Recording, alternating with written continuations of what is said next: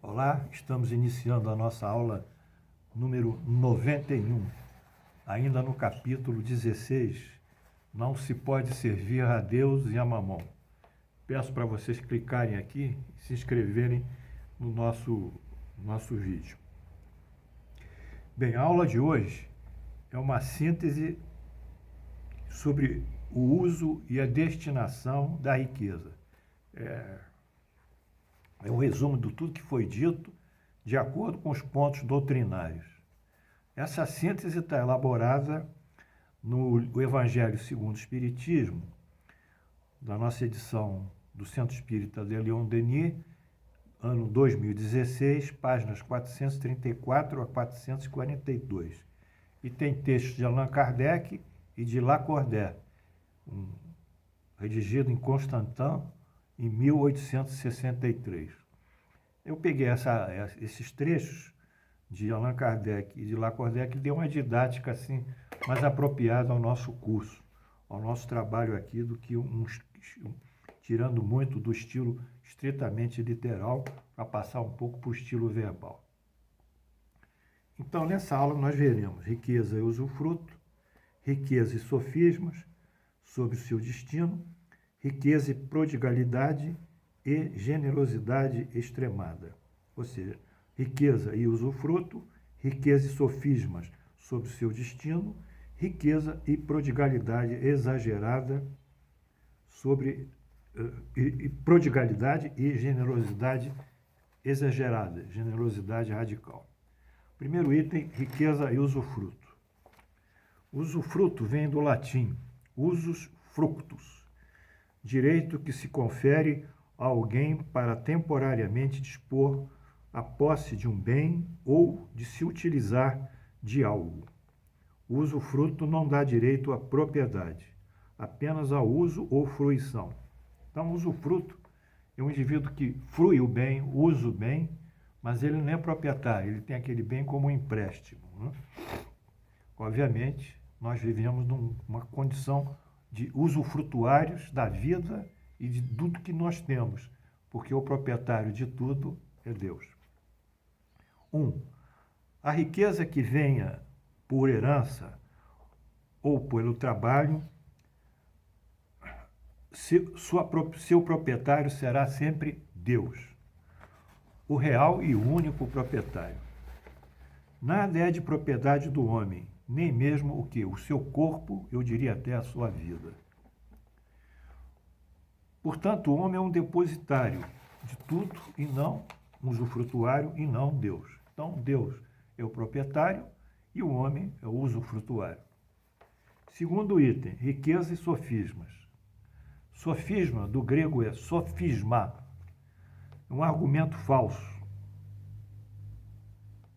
uma exposição, eu diria, fraudulenta, mentirosa, falsa.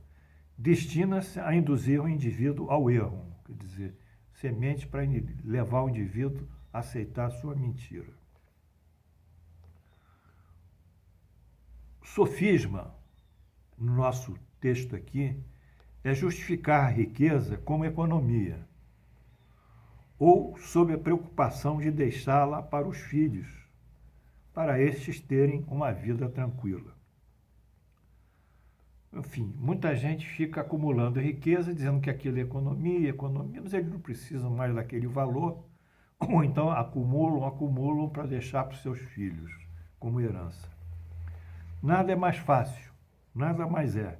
Claro que, no fundo, desses indivíduos, existe a cobiça, o egoísmo e a avareza. Então, esse sofisma de economizar, na realidade, encobre os sentimentos e o desejo de cobiça e avareza.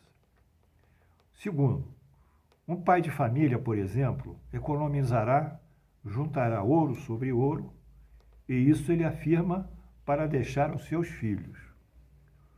Deixar aos seus filhos o maior número de bens, evitando que caiam na miséria. Mas será esse o único objetivo que o sempre leva a agir assim? Não, não é isso. Muitas vezes é uma desculpa para a própria consciência. para assim justificar para si próprio e para os outros a sua avareza, encoberta por essa aparente economia ou preocupação com os filhos. Portanto, há um sofisma sobre o uso da riqueza, um sofisma que se destina à economia, o indivíduo economizar ou manter uma herança para os filhos. Essa desculpa e é uma justificativa apenas cobre os sentimentos de avareza, de cobiça e de egoísmo. Terceiro item, riqueza e prodigalidade e generosidade extremada. Muito bem. Prodigalidade vem do latim prodigalitate.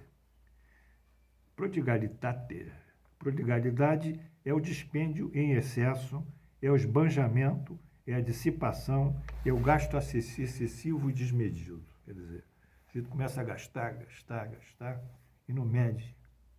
Há uma parábola na Bíblia do filho pródigo, que um senhor tinha 2 filhos e um deles, ele distribuiu a herança para os filhos, antecipou a partilha, e um dos filhos levou esse dinheiro, abandonou o pai e a família e dissipou essa riqueza com sensualidade, com uma vida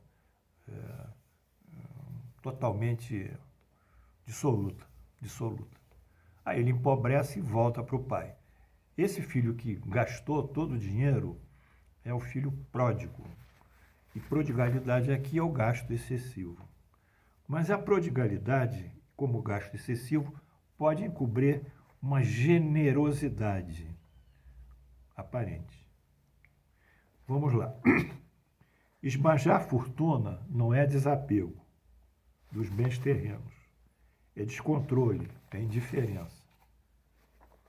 O Senhor não manda que nós não despojamos do que possuímos, despojemos do que nós possuímos, para ficarmos reduzidos à mendicância voluntária. Isso não. Nada disso. Seremos novos mendigos.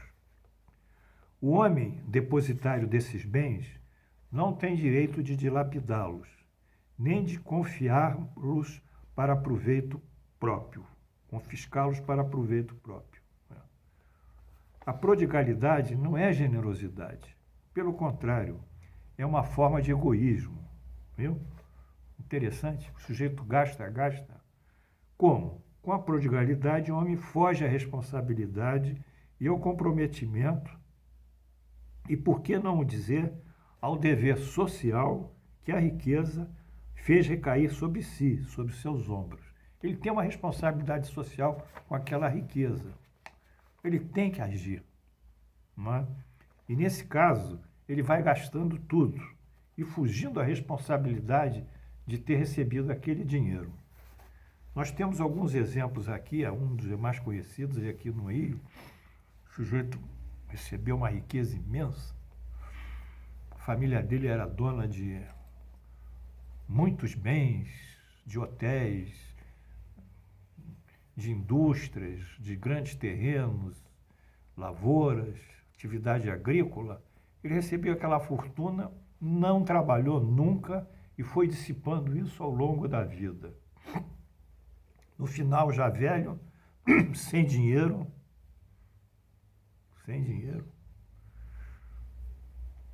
ficou numa situação de dependência de terceiros e algumas pessoas mais misericordiosas o colocaram num quarto de um hotel para ele morrer, viver os seus últimos dias. Esse foi um exemplo extraordinário de um indivíduo que viveu a sua vida na prodigalidade, gastou tudo. Há outros que usam esse dinheiro de uma forma pródiga para fazer ações beneficentes, caritativas, mas no fundo eles querem o quê? Eles querem receber o agradecimento, eles querem receber os noticiários nos jornais, eles querem serem homens e mulheres de conhecimento geral, ganhar notoriedade e fama. Então, eles usam o dinheiro não porque o dinheiro tem essa responsabilidade social, essa ação social. Eles usam esse dinheiro para seu próprio orgulho. Então, essa prodigalidade exagerada, seja na beneficência, seja no gasto em geral, pela vida, pela dissipação gratuita dos bens, ela traz no fundo o egoísmo do indivíduo e o seu próprio orgulho a serem satisfeitos pelo dinheiro.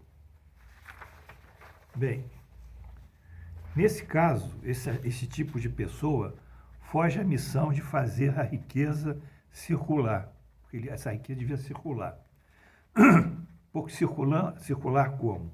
Gerando trabalho, empreendimentos, educação, buscando pesquisas, investigações, formando a ciência, a saúde e outros segmentos da sociedade onde ela possa ser aplicada. Quer dizer, aquela riqueza que é um instrumento de progresso, no finalismo geral, ela foi perdida por essa visão, essa atitude de prodigalidade do seu detentor. Então, a prodigalidade pode ser, por um nível, gastar, sem responsabilidade, desapego. Gastar, numa generosidade extremada, mas ambos constituem um mau uso da riqueza que, em verdade, traduzem uma ostentação, um orgulho muito alto. Então, eis aí alguns pontos que nós queríamos ver hoje relativamente à doutrina. Amanhã nós continuaremos sobre esses itens. E vocês estão percebendo comigo e eu com vocês que realmente a riqueza é difícil de ser gerida. A pessoa tem que ter a cabeça muito espiritualizada, tem que ter juízo de valor moral muito quintessenciado, muito purificado, para aplicá-la de uma maneira correta, uma parte para ela e outra parte para o social. Por isso que Jesus dizia da dificuldade do rico entrar no reino do céu. Porque, na realidade, a riqueza é uma porta aberta para todos os vícios, sensualidade, prazeres, gozos, poder. É uma porta aberta para tudo. Portanto, estamos entendendo o ponto de hoje e eu espero que vocês viram que esses itens aqui assinalados, riqueza e usufruto, riqueza e sofisma sobre o seu uso, seu destino, riqueza e prodigalidade e generosidade extremada, são alguns itens que o dinheiro nos induz. Que Deus nos abençoe. Flores para todos.